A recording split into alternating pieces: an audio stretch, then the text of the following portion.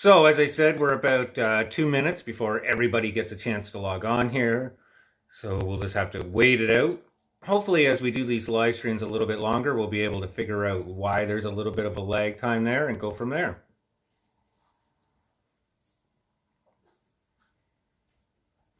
Awesome. I think everybody's getting logged on now, so that's cool. Thanks for bearing with me. If you have any questions, though, anybody want to talk baseball before we get into the live draw, hit me with your questions in the chat now, and we'll go from there. I'm just going to make sure everything's logged on there and we're doing okay.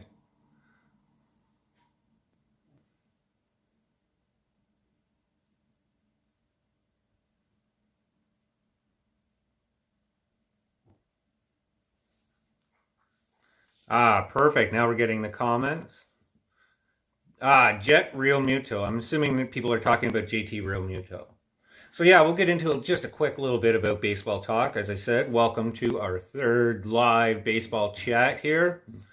There's going to be a bit of bumps as we go here. This is our third time doing this, but I thank everybody who tunes in, ask any questions, those who get excited, those who subscribe to my blog. All of that is massively appreciated. Because we're here tonight, we're actually subscribing or celebrating the fact that we're past 100 subscribers, which is really cool. We did that in just under 5 weeks, and that's just because of the support from people like you.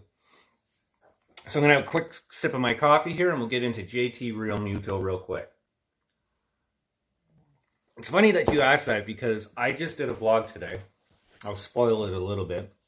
And I said to everybody, they've been asking me, what's going on with JT Realmuto? What's going on with DJ LeMahieu, Trevor Bauer, George Springer?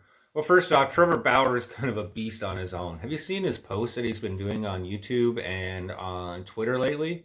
He's just really getting the fan base excited this season. He's just really playing up that free agency like I've never seen any player play it up before. But as I said, with those four guys, at the end of the day, it's going to come down to money. It's always money, I guess, with big free agent superstars, but it's always going to come down with money. And I said with JT Realmuto, the Jays are probably going to land him. It's going to take some time, though. I see this deal coming together maybe late January, early February-ish. And what is going to happen here is JT has to really take hold of the market and realize that it really narrowed and softened on him once the Mets moved on with that James McCann signing. And when they did that, it really eliminated one of the big name teams that could have afforded him. And just with this, I don't know if it's a COVID season or what it is that's going on, there's just not a lot of teams that can afford those $100 million plus contracts. Somebody like JT Realmuto, I said, his big thing, and he's made this public, is he want to eclipse his Joe Mauer's annual value of $24 million a year. So in doing that, the Jays have to lay down at least $100 million, probably $120 million to get that deal done over 5 years. Having JT Realmuto behind our plate for 5 years, I'm not complaining. Plus, I said we could use that excess catchers now that we have to make that trade with Pittsburgh and get that Joe Musgrove trade done. So it's a win-win on two levels. But JT's just got to realize that the market, as I said, is going to narrow on him. Maybe Washington comes up with some sort of bid that's comparable to the Jays. You never know in the last minute. I know Phillies said with the new GM who just came on board that they've already made him a deal. I think that was just about face so that they could say they made him a deal, and it's probably nowhere really where he wants it. So that's what's going to happen. DJ LeMahieu, he could be a more interesting case. What could happen with DJ LeMahieu is similar to what might happen with Masahiro Tanaka this season. And that is he just gets impatient waiting on the Yankees and takes a deal elsewhere. Kind of reminds me, but not similar, to what happened when the Blue Jays had that Edwin Encarnacion free agency year. If you recall that year, Edwin wanted that 4-year deal. Rumors were that the Jays offered him 3. Jays got impatient, ended up signing Kendry Morales. Won't get into whether that was good or not. But at the end of the day, Edwin ended up getting his 4-year deal and moving elsewhere.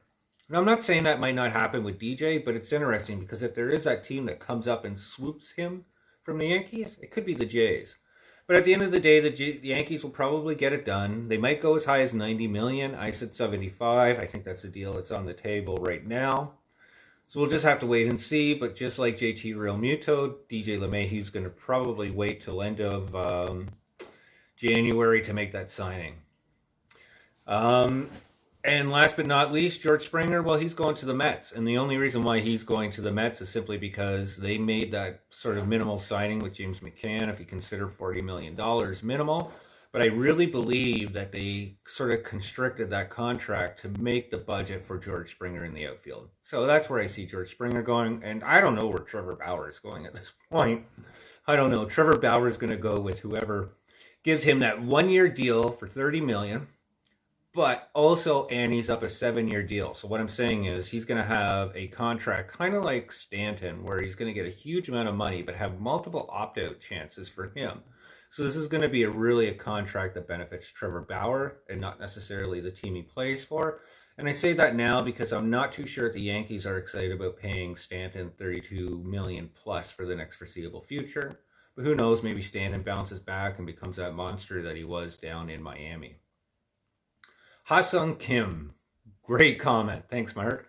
Yeah, I'm really excited about that. I think the clock is ticking on that because, the one thing that, if you're not aware, with players who are coming over from Asia, there's actually a 30-day window on them.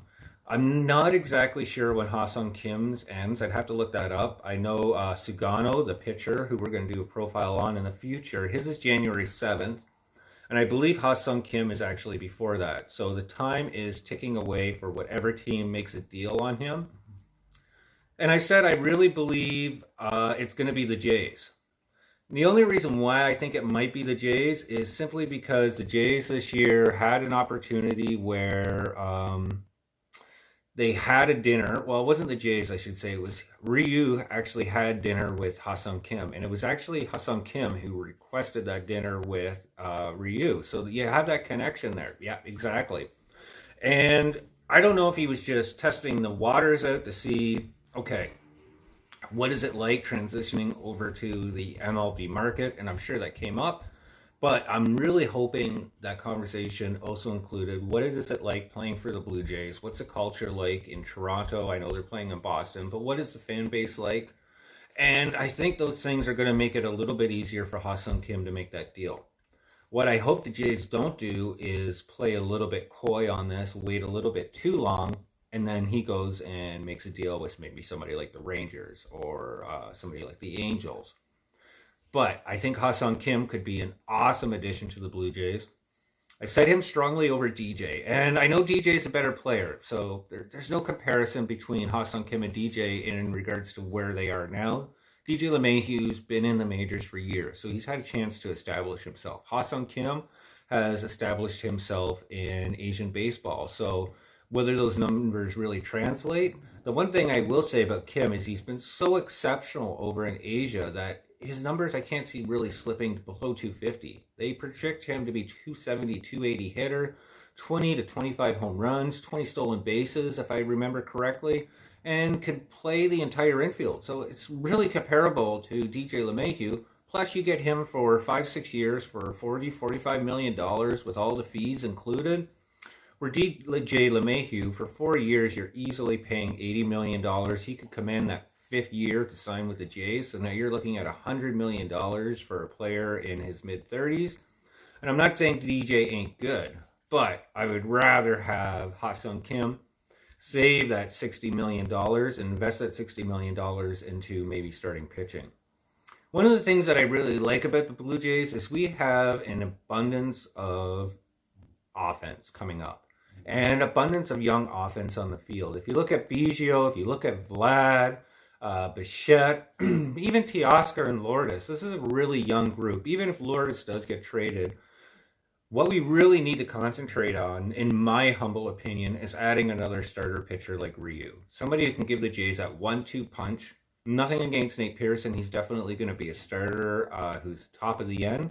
But he's going to need at least a year or two really to get that done and see what happens for him to be a little bit more established in the MLB. But I really hope the Jays make a decent starting rotation signing this year, or at least a trade. And it's funny, when I talk about trades, people were really beating me up 2 weeks ago when I suggested that the Jays make that trade with the Cubbies for Yu Darvish and take on the $21 million albatross of a contract of Chris Bryant to fill our third base void. And people said, oh, nobody's ever going to trade Darvish. Now, if you look at the rumors this week, so this is just a pat on my back, I guess, Darvish looks like he's definitely going to get traded this season. They're really pushing towards that, so be awesome if the Jays can maybe make a trade for Yu Darvish, get him for those 3 years. And as I said, back to my original ramble, really gives them that 1-2 punch in the rotation. Then you could add Joe Musgrove, Robbie Ray, Tanner Roark, Nate Pearson to really fill that out. Do one more question, and then I guess we should get on to the prize. And that is Rowdy Tells. Now, this is going to be interesting because I see a bit of an interesting situation happening with Vladdy. And I'm not suggesting trading Vladdy at all, but Vladdy is putting himself in a position where he wants to play third. And what if the Blue Jays really want to push him as a first baseman? So you have Rowdy Tells there, and I think you really have to keep him on the bench as that option who comes up. He can play DH, and he could sub for Vladdy when Vladdy's over at third base. But if Vladdy really pushes for third base and the Jays just see a logjam there with him, Bichette, Jordan Grosjean's coming up, I could see somebody like that getting traded. Now, if you're trading Vladdy, don't want to suggest that, but it better be a massive return. We're talking like Garrett Cole type of return, like somebody who's already a superstar and an ace. And that's why you got to keep Tells in your back pocket. There's not too many people like him who can come off the bench, provide that power when you need to. And I really see him being a bench player for the Jays next season. I think filling out the bench, you're probably going to see Tells. You're probably going to see another catcher come up.